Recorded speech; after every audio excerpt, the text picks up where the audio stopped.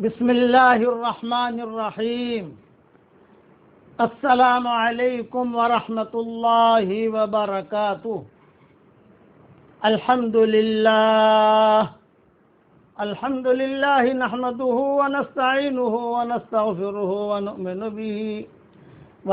به ونتوكل عليه ونعوذ بالله من شرور أنفسنا ومن سيئات أعمالنا. من يهده الله فلا مضل له ومن يضلله فلا هادي له. ونشهد أن لا إله إلا الله وحده لا شريك له. ونشهد أن سيدنا ومولانا محمدا عبده ورسوله صلى الله عليه وعلى آله وأصحابه وبارك وسلم تسلیما کثیرا کثیرا. اما بعد، قابل احترام بھائیوں، دوستوں، بزرگوں، مائیں، بہنیں، بیٹیاں، بہوئیں، بچیاں، ہمارے ساتھی، سلسلہ وار وہی مضمون ہاشم، سلمہ، عبد المطلب، عبداللہ اور حضور صلی اللہ علیہ وسلم کے والدہ محترمہ آمنہ، اور یہ سارے قصے چل رہے تھے حضور صلی اللہ علیہ وسلم کی پشتوں کے. میں یہاں تک پہنچا تھا کہ عبداللہ کا انتقال مدینہ منورہ میں ہو گیا. کچھ چیزیں حضور صلی اللہ علیہ وسلم کے والد کے متعلق رہ گئی ہیں، وہ میں سنانا چاہتا ہوں. ایک تو یہ کہ حضرت عبداللہ کا نکاح حضرت آمنہ کے ساتھ اس وقت ہوا جب حضرت عبداللہ کی عمر 17 سال کی تھی. اکثر علماء کا اس پر اتفاق ہے. اور کچھ ہی دن انہوں نے بیوی کے ساتھ گزارے ہیں، کچھ ہی دن، جیسے ہاشم نے سلمہ کے ساتھ کچھ ہی دن گزارے تھے، اسی طریقے سے کہ عبداللہ نے بھی کچھ ہی دن اپنی بیوی کے ساتھ گزارے. لیکن چونکہ یہ جوان ہو چکے تھے، انہیں شکار کا بہت شوق تھا. عبداللہ کو بہت شوق تھا، یہ اکیلے شکار کھیلنے جاتے تھے. ایک مرتبہ ایک بہت بڑا حادثہ ہوا، جب میں کل بتانا آپ کو بھول گیا، وہ سن لو، پھر اگلی تفصیل انشاءاللہ بیان کروں گا.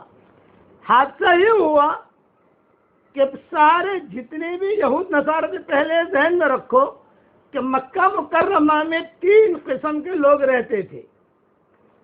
نمبر 1 مشرکین مکہ، جو بت وغیرہ کے پوجا پاٹ کرتے تھے.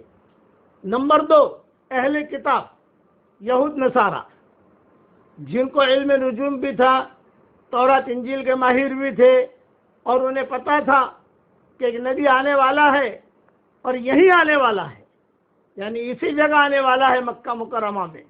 تو اس طریقے سے وہ لوگ بھی انتظار میں تھے.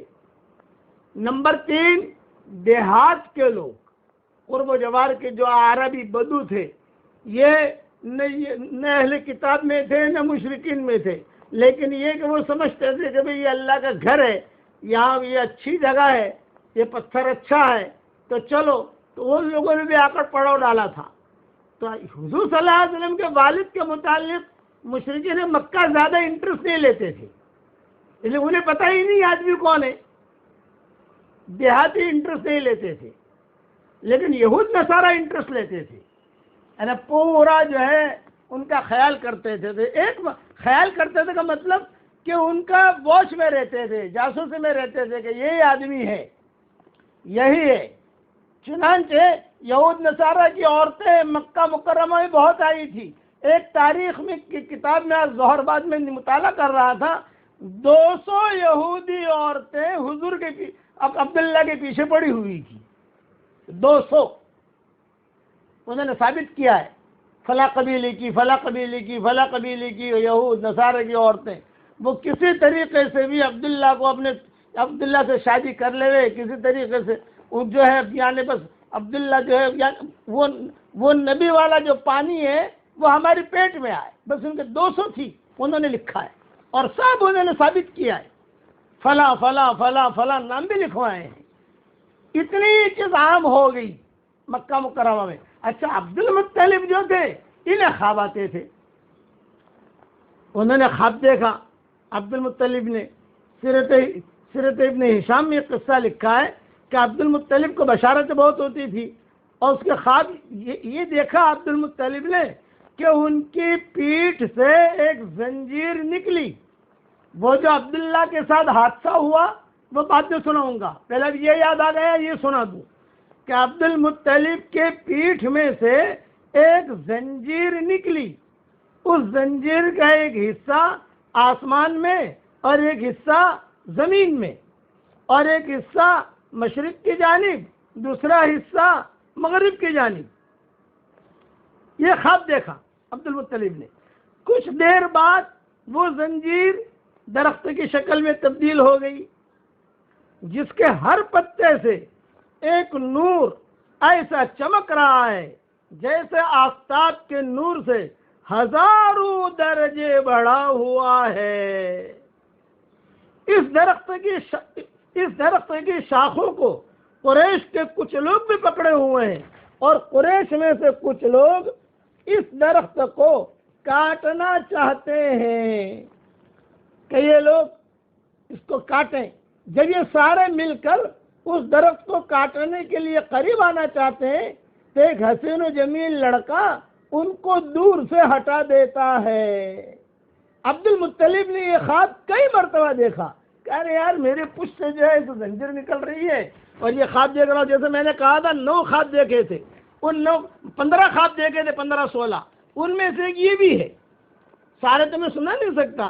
ایک یہ بھی ہے، ایک لڑکا آ کر ان کو دور ہٹا دیتا ہے.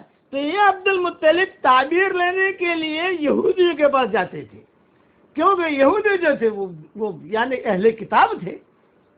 ان کا ایک مقام تھا. یہود نصارہ تورات انجیل کے ماہر تھے اور حضور صلی اللہ علیہ وسلم کا یعنی وہ انتظار میں بھی تھے. تو سب کچھ انہیں پتا تھا کب یہ نبی آنے والا ہے، نبی آنے والا ہے، نبی آنے والا ہے، نبی آنے والا ہے، پیدا ہونے والا ہے. علم نجوم کے ماہر تھے.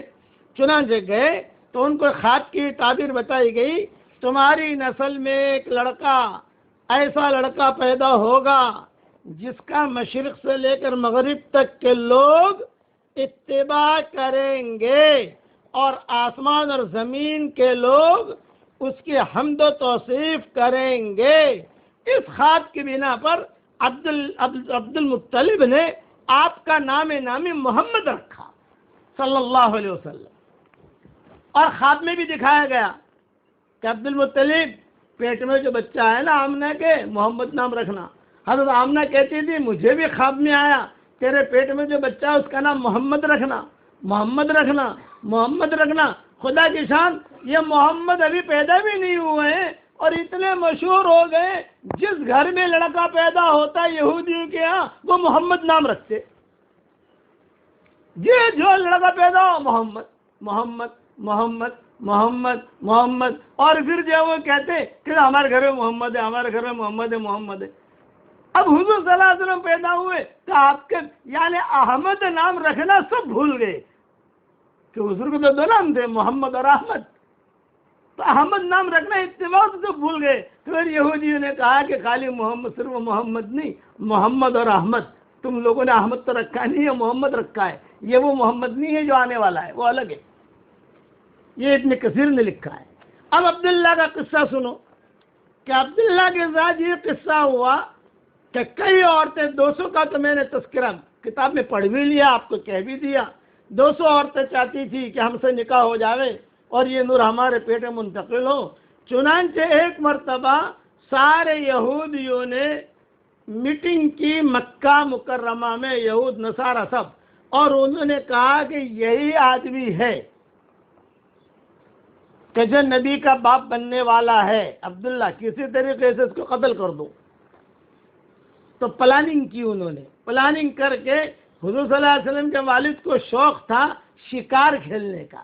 جیسے بچوں کو شوق ہوتا ہے، کسی کو تیرنے کا شوق ہوتا ہے، کسی کو کار چلانے کا شوق ہوتا ہے، کسی کو گھومنے پھرنے کا شوق ہوتا ہے، اور کسی کو جو ہے خواہ مخواہ واہ واہ کرنے کا شوق ہوتا ہے. ہر ایک کے شوق الگ الگ ہوتے ہیں. ان کا شوق تھا یہ شکار کھیلنے کے لیے جاتے تھے، اور ان کے والد جو تھے یعنی عبد المطلب یہ بھی ہمت افزائی کرتے تھے، بیٹا جاؤ شکار کھیلو، جاؤ جاؤ جاؤ جاؤ شکار کھیلو، جاؤ شکار کھیلو جاؤ۔ ہرن لے کے آتے تھے وہاں سے، دور دور جا کر ہرن کو مار کے لے کے آتے تھے۔ تو یہ شکار کھیلنے گئے اتفاق سے عبداللہ، اور وہ یہود نصارہ انتظار میں تھے۔ سب یہود نصارہ نے ایک جو ہے ٹولی بنا دی، اور ٹولی بنا کر ان کو گھیر لیا، اور سب نے کہا اقتلو اقتلو اقتلو، قتل کرو قتل کرو۔ اتنے میں یہ آمنہ کے جو والد تھے یہ بھی وہاں بکریاں چرا رہے تھے، یہ بھاگے بھاگے آئے حضرت آمنہ کے والد، اور انہوں نے کہا یہ کیا کر رہے ہو، یہ تو ہمارے مکہ کا لڑکا ہے، کیا یہ تو ہمارے مکہ کا لڑکا ہے، یہ کیا کر رہے ہو تم لوگ، ابھی حضور کا رشتہ نہیں ہوا تھا۔ تو یہ آمنہ کے والد جو ہے یہ بھاگے بھاگے آئے، اور بھاگے بھاگے آ کر سب کو جو ہے ہٹایا، سب کو مارا، اور حضور صلی اللہ علیہ وسلم کے والد کو پکڑ کر لا کر عبد المطلب کو دے دیا کہ تمہارا بچہ تو آج مر جاتا، آج میں نے ہی اس کو بچایا ہے۔ اور یہ کہ یہ سارے یہودی گھیرے ہوئے تھے، حضرت عبداللہ نے بھی کہا۔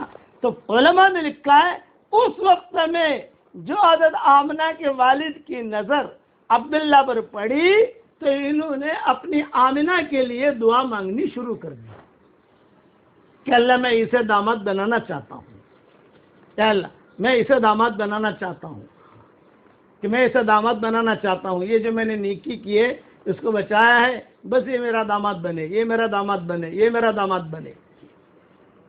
چنانچہ حضرت آمنہ کے ساتھ نکاح ہوا، قصہ تفصیل سے گزر گیا جو میں نے کہا ہے۔ اب جب یہ قافلہ یہاں سے روانہ ہوا، قریش جس میں عبداللہ بھی تھے شام کے لیے شام تک پہنچے۔ حضرت عبداللہ کو بیماری کیا تھی یہ بتاؤں، میں سمجھانے کے لیے کہہ رہا ہوں، ٹی بی کی بیماری، یہ سمجھانے کے لیے کہہ رہا ہوں۔ اس زمانے میں ٹی بی شبی تو تھی نہیں یا ہوگی، سردی، نزلہ، زکام، بخار، کھانے کی کوئی طبیعت نہ چلے، کوئی اچھا نہ لگے، جب دیکھو تب بخار، اس قسم کی حالت کے اندر وہ رہتے تھے۔ یعنی یہ کب ہوا ان کو، یہ جب سفر شروع ہوا، کچھ نکاح ہوا، نکاح ہونے کے بعد آمنہ کے ساتھ زندگی گزارنی شروع ہوئی، میاں بیوی والی زندگی گزرنی شروع ہوئی، کچھ ہی دن جو ہے وہ رہے تو عبد المطلب نے کہا کہ بیٹا اب تمہارا نکاح ہو گیا ہے، بیوی بھی آ گئی، بچہ بھی ہوگا تو خرچے بڑھیں گے تمہارے، کوئی دھندا بندہ کرو۔ ابا کیا کروں دھندا؟ انہوں نے کہا شام جاؤ، چلو میں جماعت بناتا ہوں۔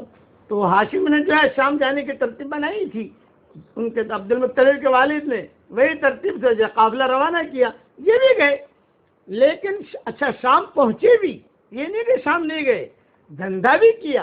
اب دھندے میں نفع ہوا نقصان ہوا وہ بڑی تفصیل ہے اس کی، لیکن یہ کہ واپسی مدینہ منورہ آ کر انہوں نے قیام کر لیا اور سارا قافلہ واپس آیا۔ عبد المطلب انتظار میں تھے، پوچھا بھئی کہاں ہے عبداللہ؟ نے کہا وہ تو بیمار ہو گیا۔ چنانچہ حضرت آمنہ جو تھی یہ بھی انتظار میں تھی کہ آئے گا آئے گا میرا شوہر، آئے گا میرا شوہر آئے گا۔ اطلاع ملی کہ نہیں طبیعت بہت خراب ہے ان کی۔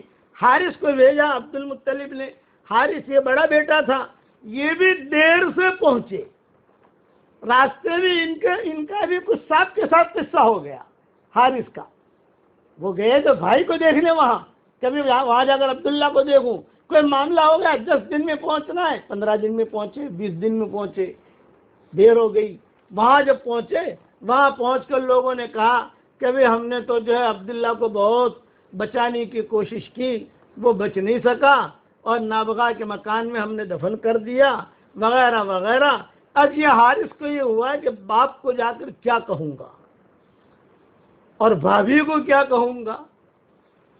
حضرت آمنہ تو بھابھی ہوئی، یہ کہا بھابھی کو کیا کہوں گا، باپ کو کیا کہوں گا، عبد المطلب کو کیا کہوں گا، مکہ والوں کو کیا کہوں گا۔ اچھا بعض لوگوں نے یہ بھی لکھا ہے کہ چونکہ جب یہ مدینہ آئے عبداللہ تو مدینہ تو یہودی سے بھرا ہوا تھا، سب بھرے ہوئے تھے یہودی، وہ بھی دیکھنے آتے تھے۔ ہاذا ہوا تھا، ہاذا ہوا تھا، ہاذا ہوا تھا، ہاذا ہوا تھا، یہی ہے وہ نبی کا جو باپ ہے وہ یہی ہے، نبی کا جو باپ ہے وہ یہی ہے۔ وہ کیسے پہچانتے تھے؟ تو بعض علماء نے لکھا ہے کہ ان کی پیشانی پر یا ان کے ہاتھوں پر یا ان کے ہونٹ پر یا ان کے ناک پر یا کان پر جو تل تھے وہ تل سے پہچانا انہوں نے کہ یہ ہے ہماری کتابوں میں یہ لکھا ہے، یہ آخری نبی کا ابا یہ نظریں بھی لگی، بیماریاں بھی۔ چنانچہ ہاشم عبداللہ کا تو مدینہ منورہ میں انتقال ہوا، اب یہاں انتظار میں مکہ والے کہ کیا ہو رہا ہے، کیا خبر آتی ہے، کیا خبر آتی ہے۔ کتابوں میں لکھا ہے کہ جب عبداللہ کے انتقال کی خبر لے کر یہ حارث مکہ مکرمہ پہنچے تو یہ ڈر رہے تھے کہ سب سے پہلے میں کس کو خبر کروں، کیوں؟ اس لیے کہ آمنہ کا گھر یعنی عبداللہ کا گھر اور عبد المطلب کا گھر دونوں گھر قریب تھے۔ عبد المطلب کو حضرت عبداللہ سے بہت محبت تھی، اپنے پاس ہی رکھتے تھے، جس بچے سے محبت ہوتی ہے اپنے قریب میں ہی رکھتے ہیں اس کو۔ تو کہا کہ میں آمنہ کے پاس جاؤں یا عبد المطلب کو کہوں؟ چنانچہ سیدھے باپ کے پاس آئے۔ اب جب باپ کے پاس آئے تو حضرت آمنہ ہی بھاگی بھاگی آ گئی، قریب میں تو تھا ہی، بھاگی بھاگی آ گئی، بھائی کیا خبر ہے عبداللہ کی، کیا خبر ہے، عبداللہ کہاں ہے، کیسی طبیعت ہے ان کی؟ اور انہوں نے آہستہ سے کہا اپنے ابا سے کہ ابا بھائی کا تو انتقال ہو گیا ہے۔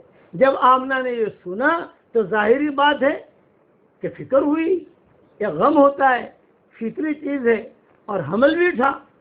حضور صلی اللہ علیہ وسلم پیٹ میں آ چکے تھے، ہاتھ تو اچھے آ رہے تھے، لیکن شوہر کا چلے جانا یہ بھی بڑی چیز ہے۔ جب یہ خبر پہنچی، آمنہ نے جب یہ سنی تو علماء نے لکھا ہے کہ آمنہ نے بڑے زبردست درد بھرے اشعار پڑھے۔ وہ اشعار تو میں نہیں پڑھتا، اس کا ترجمہ پڑھتا ہوں۔ یہ کہا کہ ارے عبداللہ، بطحا کی آغوش ہاشم کے صاحبزادے سے خالی ہو گئی۔ بطحا کہتے ہیں مدینہ منورہ کو۔ یا ساکن البطحا عالمتن البکا، یا ساکن البطحا عالمتن البکا، ذکر کا انسانی جمیع المصائب۔ یہ حضرت فاطمہ کے اشعار ہیں جو حضور کے انتقال پر حضرت فاطمہ نے کہے تھے، تو بطحا نام گویا کہ حضرت فاطمہ کی زبان سے نکلا ہے۔ یا ساکن البطحا عالمتن البکا، یا ساکن البطحا عالمتن البکا، ذکر کا انسانی جمیع المصائب۔ اور بطحا کے رہنے والے، رونا بھی آپ نے سکھایا ہے اور ہنسنا بھی آپ نے سکھایا ہے۔ جب بھی مجھ پر کوئی مصیبت آتی ہے تو حضرت فاطمہ کہتی تھی میں درود شریف پڑھ لیتی ہوں، میری مصیبتیں دور ہو جاتی ہیں۔ یہ بطحا، تو یہ آمنہ نے بطحا کا ذکر کیا کہ او عبداللہ، او ہاشم کے بیٹے، عبد المطلب کے بیٹے نہیں کہا، ہاشم کے بیٹے کہا، کیونکہ ہاشم یہ زیادہ معروف تھے عبد المطلب کے مقابلے میں، کیونکہ سلمہ سے نکاح ان کا ہاشم کا مدینہ منورہ میں ہوا تھا۔ تو انہوں نے کہا او ہاشم کے بیٹے، بطحا تجھ سے خالی ہو گیا اور بطحا کی زمین نے تجھے نگل لیا۔ دوسرے اشعار میں یہ کہ مبارک ہے کہ بطحا کی زمین نے تجھے قبول کر لیا، بطحا نے تجھے اپنا لقمہ بنا لیا، بطحا کی زمین نے تجھے قبول کر لیا۔ آگے فرمایا کہ بہت اچھا آدمی تھا، میں دیکھ رہی ہوں کہ موت نے اسے پکار لگائی تو اس نے لبیک کہہ دیا، یہ نہیں کہا ابھی نہیں، جوان بیوی کو چھوڑ کر آیا ہوں اور حمل، چونکہ عبداللہ کو معلوم تھا کہ حمل ٹھہر گیا ہے، یہ عبداللہ کو معلوم تھا، وہ امنگوں کے ساتھ گئے تھے کہ حمل ٹھہر گیا ہے، بیوی بھی جوان ہے، خوبصورت ہے، بچہ بھی پیدا ہوگا، بچہ کو دیکھوں گا، حمل ٹھہرنے کی اطلاع ان کو تھی۔ اس پر یہ اشعار حضرت آمنہ نے پڑھے، یوں کہا کبھی باپ کی تمنا ہوتی ہے بیٹے کو دیکھوں، بیوی کو دیکھوں، لیکن موت نے پکارا تو سب کو چھوڑ دیا اور موت کی بات پر لبیک کہہ دیا۔ اب موت نے لوگوں میں ابن ہاشم جیسا کوئی نہیں چھوڑا، ابن ہاشم کہا، ابن عبد المطلب نہیں کہا، ابن ہاشم جیسا کہ موت نے ایسا انسان نہیں چھوڑا۔ کتنی حسرت ناک تھی وہ شام کا وقت۔ آمنہ نے پوچھا یا عبد المطلب نے پوچھا کتنے بجے انتقال ہوا تھا؟ یہ عبد المطلب نے حارث سے پوچھا انتقال کی خیر خبر، کہ کتنے بجے ہوا، کیا ہوا، ساری خبر لیتے ہیں نبی، 4 بجے ہوا تو 4 شام کے وقت انتقال ہوا، یہ انہوں نے حارث نے آ کر سنایا، شام کے وقت انتقال ہوا۔ اس پر حضرت آمنہ نے کہا کہ وہ شام مجھے یاد ہے، وہ شام مجھے یاد ہے، اے عبداللہ جب لوگ تجھے تختے پر لٹا کر لے جا رہے تھے، میں یہاں تھی اور میرے خیالات تجھے دیکھ رہے تھے کہ شوہر اب جا رہا ہے، شوہر کی محبتیں جا رہی ہیں، لیکن اللہ کے لیے میں نے قربان کیا۔ اب مجھے کچھ پتہ نہیں ہے میرے پیٹ میں لڑکا ہے یا میرے پیٹ میں لڑکی ہے، اب کچھ پتہ نہیں ہے۔ یہ بچہ تو اب پیٹ میں ہوتے ہوئے یتیم ہو گیا، یتیم تو بچے ہوتے ہیں دنیا میں آنے کے بعد، لیکن آمنہ نے کہا یہ بچہ تو ایسا ہے پیٹ میں ہوتے ہوئے یتیم ہو گیا، اور تیری یادیں ہمیشہ مجھے یاد آئیں گی، ہوائیں چلیں گی تو مجھے یاد آئے گا، خوشبوئیں چلیں گی تو مجھے یاد آئے گا، یہاں تک کہ چاند کو دیکھوں گی تو مجھے یاد آئے گا۔ تجھ جیسا رحم دل، تجھ جیسا کریم، تجھ جیسا با اخلاق میں نے اب تک کسی کو نہیں دیکھا ہے، تجھ جیسا۔ تیرے بدن کی خوشبو اب تک میرے ناکوں میں میرے ناک محسوس کر رہے ہیں۔ روتی رہی، اشعار پڑھتی رہی۔ جب عبد المطلب سے رہا نہ گیا تو عبد المطلب نے ہاتھ پکڑا، عبد المطلب بھی روئے، اور عبد المطلب لے کر آمنہ کو اپنے گھر پر لائے، اور پھر گھر پر لا کر کہا یہ تو اللہ کے فیصلے ہیں، جو اللہ نے چاہا وہ ہوا، البتہ یہ کہ تم فکر نہ کرو، اور جو ترکے میں جو چیزیں تھیں میراث میں، جیسے 5 اونٹ ہیں، کچھ بکریاں ہیں، اور یہ ام ایمن تھی، کچھ کپڑے تھے، یہ دیے۔ حضرت آمنہ جو ہے وہ ان کو 2 فکر حضرت آمنہ کو، ایک تو شوہر چلا گیا، دوسرا یہ پیٹ میں بچہ ہے، اب پتہ نہیں لڑکا ہے کہ لڑکی ہے۔ لیکن حضرت آمنہ کہتی تھی کہ جس دن حمل ٹھہرا، صحبت سے فارغ ہوئے اور حمل ٹھہرا تو مجھے تو پتہ نہیں تھا، بھی کماری لڑکیوں کو پتہ نہیں چلتا حمل ٹھہرا ہے۔ تو حضرت آمنہ کہتی تھی کہ جب حمل ٹھہرا تو مجھے کچھ پتہ نہیں، لیکن میں جاگتے سونے میں تھی، کسی آنے والے نے آ کر کہا آج تیرے پیٹ میں نبی آ گیا، اور زور سے کہا۔ میں گھبرائی، میں نے کہا کیا میرے پیٹ میں نبی آ گیا ہے، کہنے والا کیا کہہ رہا ہے میرے پیٹ میں؟ اور پھر کہا اب جو ہے میں تمہیں ایک بات اور بھی کہتا ہوں، اس کا نام محمد رکھنا، اور تم بالکل ٹینشن نہ لینا۔ تو عبد المطلب جو تھے، کئی روایتوں میں ہے، کوئی حال آتا گھر کے اندر، جیسے گھر میں حالات آتے ہیں، تو عبد المطلب حضرت آمنہ کو لے کر بیت اللہ پر جاتے اور ایک جملہ کہتے، اے اللہ میری اس بہو کے پیٹ میں جو بچہ ہے اس کے طفیل سے دعا مانگتا ہوں، میری پریشانی دور کر۔ بس اتنا جملہ کہتے ہیں وہ پریشانی دور ہو جاتی۔ تو عبد المطلب کا پورا نگاہ حضرت آمنہ پر تھی، برابر دھیان سے ان کو رکھنا، دھیان سے دیکھنا، ان کی خبرگیری کرنا وغیرہ وغیرہ۔ چچا اور بھی تھے، لیکن عبد المطلب کا معاملہ جو ہے بہت ہی الگ۔ چنانچہ حضرت آمنہ کہتی ہے کہ عبد المطلب کہیں پر بھی جاتے تو مجھے ضرور لے جاتے، بیٹا چلو آج جنگل میں جائیں گے۔ تو حضرت آمنہ کہتی ہے کہ میں جاتی ہے، لیکن چونکہ حمل سے تھی۔ حضرت آمنہ ایک بات اور کہتی تھی، عام طور سے عورتوں کا حمل میں تکلیف ہوتی ہے، لیکن میرا حمل بہت ہلکا پھلکا تھا، کوئی تکلیف نہیں، جیسے الٹیاں ہوتی ہیں، پاؤں درد کرتے ہیں، بخار آتا ہے، ڈکاریں آتی ہیں۔ آپ نے کہتے ہیں مجھے کبھی الٹی نہیں ہوئی، کبھی بخار نہیں آیا، بالکل ہلکا پھلکا۔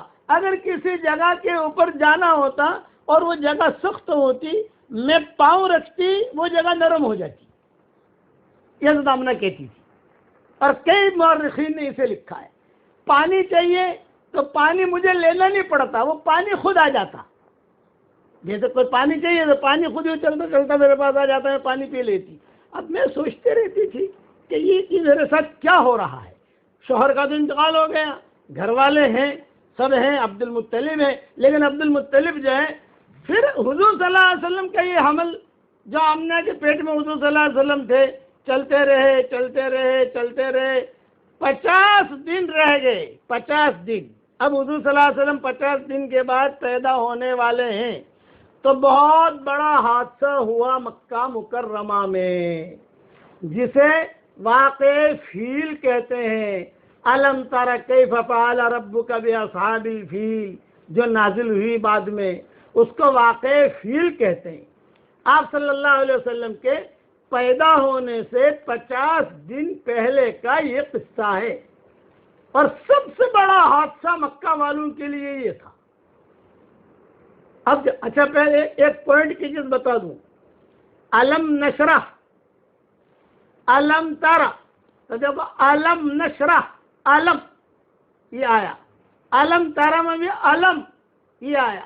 آپ قرآن کی صورتوں کے اندر دیکھو، چھوٹی صورتوں میں ایسی صورت نہیں ملے گی کہ جہاں علم یہاں بھی ہے علم یہاں بھی ہے۔ اس میں بعض علماء نے لکھا ہے کہ کوئی بہت پریشان ہو، یہ آج کا ہدیہ ہے، دے رہا ہوں آپ کو، کہ کوئی بہت پریشان ہو، پہلی رکعت میں علم نشرح پڑھے، دوسری رکعت میں علم ترا پڑھے، اس کے بعد دعا مانگے، پڑھا تو اس کی پریشانی دور ہو جائے گی۔ قرآن شریف میں 2 آیتیں ایسی ہیں جس میں جتنے حروف ہیں قرآن کے وہ 2 آیتیں میں آئے ہیں، ایک چوتھے پارے میں ہے اور ایک 26 پارے میں ہے، وہی بتاؤں گا انشاءاللہ۔ اس کے پڑھنے کے بعد بھی دعا قبول ہوتی ہے۔ یہ سارے رموز ہے، رموز۔ تو یہ واقعہ ہوا اصحاب الفیل کا۔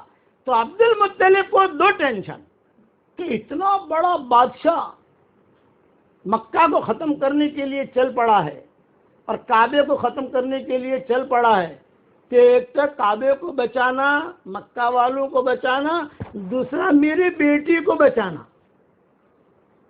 امنا یہ حمل سے ہے اور بالکل بچہ پیدا ہونے کا وقت قریب ہے، اس کا کیا ہوگا؟ تو اصحاب فیل کا قصہ جو ہے تفسیروں میں، اور حضور صلی اللہ علیہ وسلم کو چونکہ پیدا ہونے سے 50 یا 55 دن پہلے کا قصہ ہے، اس لیے مفسرین اس کو بہت تفصیل سے لکھتے ہیں۔ اب رہا کا قصہ، یہ قصہ انشاءاللہ کل پورا کروں گا کہ یہ قصہ کیا ہوا حضور صلی اللہ علیہ وسلم کے پیدائش سے پہلے۔ اب جو ہے یہ مفتی صاحب کچھ مسئلے بتائیں گے، وہ سن لو۔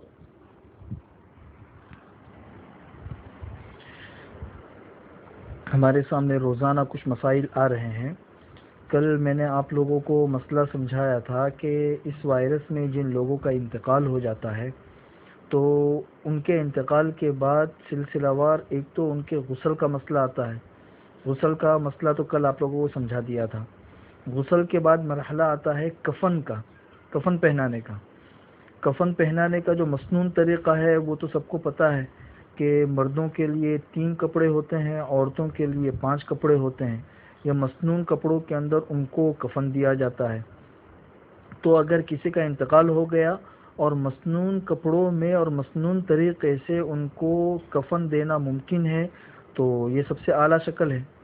اور اگر یہ شکل ممکن نہیں ہے، کسی کا ہاسپٹل میں انتقال ہوا ہے اور ہم کفن پہنانے کی اس پوزیشن کے اندر نہیں ہے، تو دوسرا مرحلہ یہ ہے کہ جو کفن کے کپڑے ہیں یہ ہاسپٹل کے عملے کو بھیج دیے جائے، ان کو سمجھا دیا جائے کہ بھئی کس طریقے سے کفن پہنانا ہے۔ تو یہ دوسری شکل ہے اگر اس پر عمل ہو سکے۔ اور اگر اس پر بھی عمل نہ ہو اور ہاسپٹل کا جو عملہ ہے وہ حکومت کی ہدایات کے مطابق خود ہی کپڑوں کے اندر لپیٹ کر ہمیں دے دے اور ہمیں مستقل الگ سے کفن پہنانے کی اجازت نہ ہو، تو پھر یہ دھیان میں رکھے کہ فقہا نے لکھا ہے کہ کفن کا جو اصل مقصد ہوتا ہے وہ سطر کی حفاظت ہوتی ہے اور بدن کی حفاظت ہوتی ہے۔ تو جس کپڑے میں لپیٹ کر ہمیں لاش دی گئی ہے وہی کفن کے قائم مقام ہو جائے گی۔ اس لیے کہ کفن کے لیے کوئی مخصوص رنگ کا کپڑا یا کوئی مخصوص طریقے کا کپڑا یہ ضروری نہیں ہے۔ اگر کم سے کم اتنا کپڑا ہے کہ جس سے سطر اور انسان کا جسم ڈھک گیا ہے تو پھر یہ بھی کفن کے قائم مقام ہو جائے گا۔ اس لیے آخری درجے میں، مجبوری کے درجے میں جس کپڑے کے اندر لپیٹ کر ہمیں لاش دی گئی ہے وہی کفن کے قائم مقام ہو سکتی ہے۔ اس کے بعد مرحلہ آتا ہے نماز جنازہ کا۔ نماز جنازہ کا جو مرحلہ ہے وہ یہ سمجھ لیجئے کہ مرحوم کو جو غسل دیا جاتا ہے تو غسل دینے کے بعد وہ لاش پاک ہو جاتی ہے۔ پاک ہونے کے بعد اب اس کے اوپر نماز جنازہ پڑھنا درست ہو جاتا ہے۔ بہت سی مرتبہ ایسا بھی ہو رہا ہے کہ جیسے غسل دینے کے جو 4 طریقے کل بتائے تھے ان میں سے کسی طریقے پر بھی عمل کرنا ممکن نہیں ہے۔ مسح علی الجبیرہ جو آخری 4تھا طریقہ کل میں نے بتایا تھا اس پر بھی عمل کرنا ممکن نہیں ہے۔ تابوت میں لپیٹ کر لاش دے دی گئی ہے تو اب اس کو ہم نے غسل دیا ہی نہیں ہے۔ جب غسل دیا نہیں ہے تو پھر اس پر نماز جنازہ کس طریقے سے پڑھی جائے گی؟ اس لیے کہ نماز جنازہ تو پڑھی جاتی ہے غسل کے بعد، جب مرحوم پاک ہو جائے۔ تو اس کے لیے دھیان میں رکھیے کہ فقہائے شوافع کے نزدیک اگر کسی کو غسل نہیں دیا گیا کسی مجبوری کی وجہ سے، پھر بھی اس پر نماز جنازہ پڑھنا درست ہوتا ہے۔ تو یہ مجبوری کا درجہ ہے، اس میں دوسرے کے مذہب پر عمل کرنا درست ہے، اور اگر ایسی کوئی لاش آئی ہے تو اس کے اوپر نماز جنازہ پڑھنا درست ہو جائے گا۔ نماز جنازہ پڑھنے کے اندر ایک بات یہ دھیان میں رکھے کہ نماز جنازہ میں کوئی خاص تعداد ضروری نہیں ہے۔ آج کل جو حکومت کی ہدایات ہے کہ زیادہ بھیڑ جمع نہ ہو، زیادہ لوگ جمع نہ ہو، اور نماز جنازہ میں بھی کم سے کم 5-6 لوگ ہو، 10 سے زیادہ نہ ہو، تو ان احتیاطی تدابیر پر ہمیں عمل کرنا چاہیے۔ بلکہ فتاوی ہندیہ میں تو یہاں تک لکھا ہوا ہے کہ نماز جنازہ میں جماعت بھی شرط نہیں ہے۔ اگر جنازہ رکھا ہوا ہے اور ایک انسان نے اگر نماز جنازہ پڑھ لی تو بھی نماز جنازہ درست ہو جاتی ہے، جماعت بھی شرط نہیں ہے۔ اس لیے حکومت کی ہدایت کو سامنے رکھتے ہوئے اگر 1-2 لوگوں نے 5-6 لوگوں نے بھی اگر نماز پڑھ لی تو نماز جنازہ درست ہو جائے گی۔ اس میں ایک مسئلہ یہ بھی آتا ہے کہ بہت سی جگہوں کے اوپر نماز جنازہ پڑھانے کی بھی اجازت نہیں اور مرحوم کو دفن کر دیا گیا۔ تو یہ دوسرا مرحلہ ہے، اس میں ہم یہ کر سکتے ہیں کہ اس کی قبر کے اوپر ہم نماز پڑھ سکتے ہیں۔ حضور اکرم صلی اللہ علیہ وسلم کے زمانے میں ایک عورت تھی جو مسجد نبوی کے اندر کام کرتی تھی، جھاڑو صفائی وغیرہ، اس کا انتقال ہو گیا، لوگوں نے اس کو دفن کر دیا۔ دفن کرنے کے بعد اس کی قبر پر حضور اکرم صلی اللہ علیہ وسلم نے جنازے کی نماز پڑھی ہے۔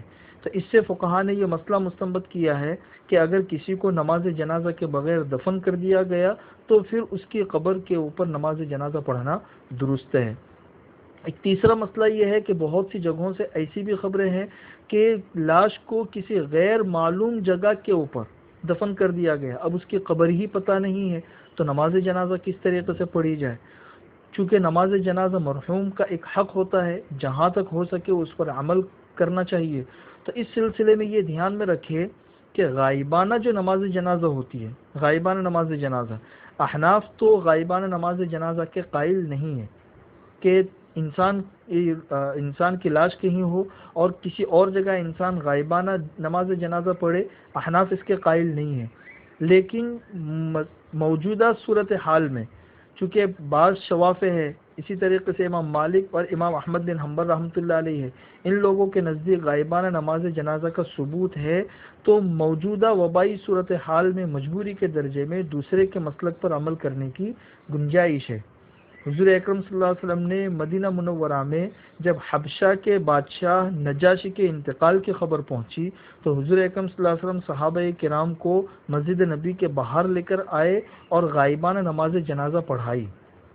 احناف اس حدیث کی یہی تعویل کرتے ہیں کہ چونکہ حبشہ میں کوئی مسلمان نہیں تھا اور نجاشی کے اوپر نماز پڑھنے والا کوئی بھی نہیں تھا، اس لیے حضور اکرم صلی اللہ علیہ وسلم نے ان کے اوپر غائبانہ نماز جنازہ پڑھی ہے۔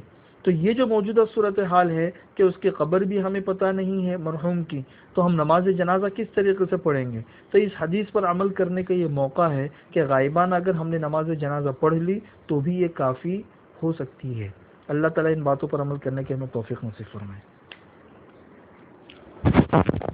اللهم صل على محمد وعلى آل محمد كما صليت على إبراهيم وعلى آل إبراهيم إنك حميد مجيد. اللهم لك الحمد كله ولك المن كله ولك الشكر كله ولك الخلق كله ولك الفضل كله وإليك يرجع الأمر كله وإليك يصعد الكلم الطيب كله.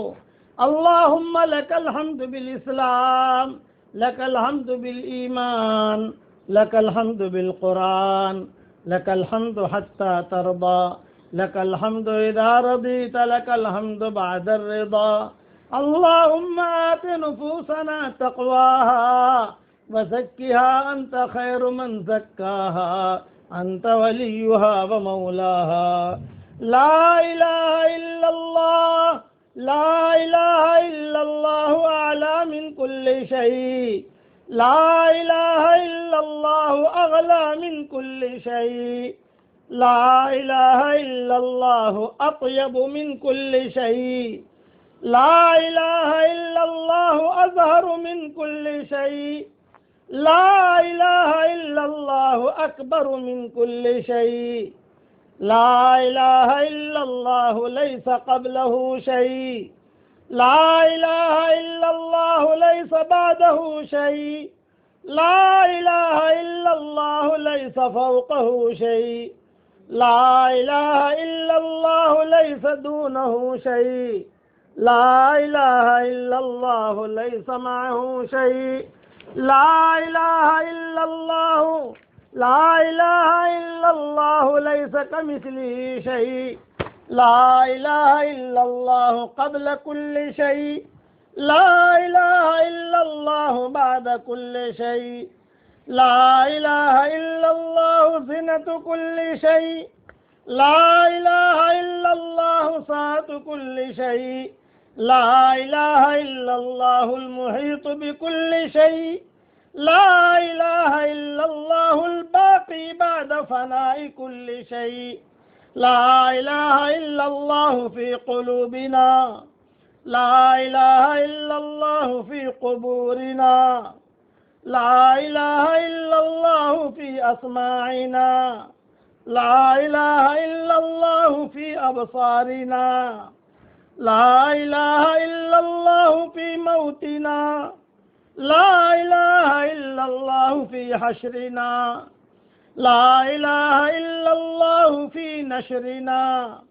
لا إله إلا الله حمايتنا.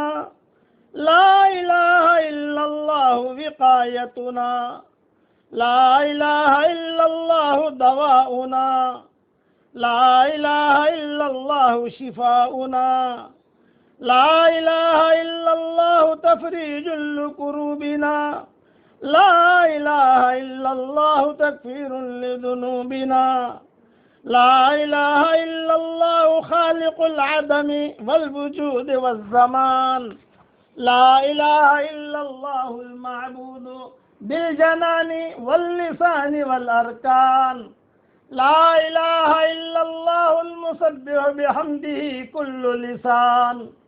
لا إله إلا الله الحنان المنان ذو الجلال والإكرام. لا إله إلا الله حقا حقا. لا إله إلا الله إسلاما وتسليما ورقا. لا إله إلا الله يقينا وصدقا. لا إله إلا الله في الأرض والسماوات. لا إله إلا الله في النوم واليقظات. لا إله إلا الله في المحيا والممات. لا إله إلا الله في السحب والسكرات. لا إله إلا الله في العمد والهفوات. لا إله إلا الله في جميع اللحظات. لا إله إلا الله على سائر الحالات. لا إله إلا الله بها نحيا وبها نموت وبها نلقى الله عز وجل. عدد الشفع والوتر. عدد الشفع والوتر. عدد الشفع والوتر. اے اللہ ہمارے گناہوں کو معاف فرما. اے اللہ ہماری خطاؤں سے درگزر فرما. اے اللہ موت کے بعد کی ہلاکتوں سے ہم سب کی پوری پوری حفاظت فرما. اے اللہ اس امت کو باطل کے اندرغو سے نجات دے دے. اے اللہ ہم ایمان کی دعوت دیتے رہے, ایمان کے کلمے پڑھتے رہے, ایمان کو سنتے بھی رہے, مگر ہمارا ایمان کیسا ہے وہ تو ہی جانتا ہے. اے اللہ تو ہم سب کو ایمان حقیقی نصیب فرما. اے اللہ ہم تجھے گواہ بناتے ہیں, تیرے سارے فرشتوں کو گواہ بناتے ہیں, اور عرش کے اٹھانے والے فرشتوں کو گواہ بناتے ہیں, اور تیری ساری مخلوق کو گواہ بناتے ہیں کہ آپ اکیلے ایک اللہ ہیں. آپ کا کوئی پارٹنر نہیں ہے, آپ کا کوئی شریک نہیں ہے, اور حضرت محمد صلی اللہ علیہ وسلم آپ کے سچے رسول ہیں. ہماری اس گواہی دینے کو تو قبول فرما. اے اللہ ہر معاملے میں ہمارے انجام کو خیر فرما. اے اللہ مرنے کے بعد لوگ غسل دیں گے, اس سے پہلے غسل توبہ کی توفیق تو ہمیں نصیب فرما. اے اللہ مرنے کے بعد لوگ لباس پہنائیں گے، اس سے پہلے تقوی کا لباس، زہد کا لباس تو ہمیں پہنا دے۔ اے اللہ ہمیں وہ بدبخت انسان نہ بنا کہ پورا رمضان گزر جائے اور ہماری معافی نہ ہو۔ یہ مغفرت کا عشرہ چل رہا ہے، اے اللہ اس مبارک رات میں تو ہم سب کو معاف فرما دے، ہم سب کو معاف فرما دے، ہمارے بال بال کی مغفرت فرما دے۔ اے اللہ حضرت محمد صلی اللہ علیہ وسلم نے جتنے خیر کے لائن کی دعائیں مانگی ہیں وہ ساری ہمارے لیے قبول فرما۔ جن شرور سے پناہ چاہیے ہو ان شرور سے تو ہماری حفاظت فرما۔ جس نے بھی ہم کو اے اللہ تو ہم سے دعاؤں کے لیے کہا ہو، دعاؤں کے لیے خطوط میں لکھا ہو، یا جن کا ہم پر کسی قسم کا حق اور احسان ہو، یا جو ہمیں اپنی دعاؤں میں یاد کرتے رہتے ہوں، یا دعاؤں کے لیے کہنا چاہتے تھے مگر کہہ نہیں سکے، ان کے دل ہی دل میں رہ گئی۔ دنیا بھر میں لوگ سبق سنتے ہیں، ان کی تمنائیں ہیں کہ دعا کی درخواست کریں مگر نہیں کر سکے، دل ہی دل میں تمنا رہ گئی۔ اے اللہ ان سب کی اور ہم سب کی پریشانیوں کو دور فرما دے، ان سب کی اور ہم سب کی جائز حاجات کو تو پورا فرما دے۔ اے اللہ حضرت محمد صلی اللہ علیہ وسلم کتنی قربانی کے بعد دنیا میں تشریف لائے تھے اور اس امت کے لیے کتنی قربانیاں دی تھی۔ ہم نے کتابوں میں پڑھا ہے کہ حضور صلی اللہ علیہ وسلم کو اس امت سے بہت محبت تھی، بہت محبت تھی، بہت محبت تھی، لیکن اے اللہ ہم بے وفا امتی ہیں کہ ہم نے ہمارے گھروں میں یہودیت نصرانیت کو بٹھا رکھا ہے اور سنتوں کے جنازے ہم نے باہر نکالے ہیں۔ ہمارے جرم عظیم کو تو معاف فرما دے، ہمارے جرم عظیم کو معاف فرما دے۔ ماں بہنوں کو قبول فرما، بیٹیوں کو قبول فرما، بہوؤں کو قبول فرما، بچیوں کو قبول فرما۔ دنیا میں جون سا انسان دنیا کے کسی کونے میں بیمار ہو تو اس کو شفا عطا فرما، جو پریشان حال ہو اس کے پریشانی کو دور فرما۔ اے اللہ ہمیں مانگنا نہیں آتا مگر تجھے دینا تو آتا ہے، اپنے کرم سے عطا فرما۔ اخیر میں اتنا کہتا ہوں کہ اللہ لوگ اللہ والوں کو ڈھونڈتے ہیں مگر تیری رحمت گنہگاروں کو ڈھونڈتی ہے۔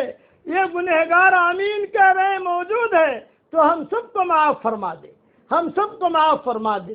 قرآن پڑھنے کی توفیق عطا فرما، تہجد پڑھنے کی توفیق عطا فرما اور اپنے فضل و کرم سے ہماری ساری دعاؤں کو قبول فرما۔ سبحان ربک رب العزت عما یصفون وسلام علی المرسلین والحمد للہ رب العالمین۔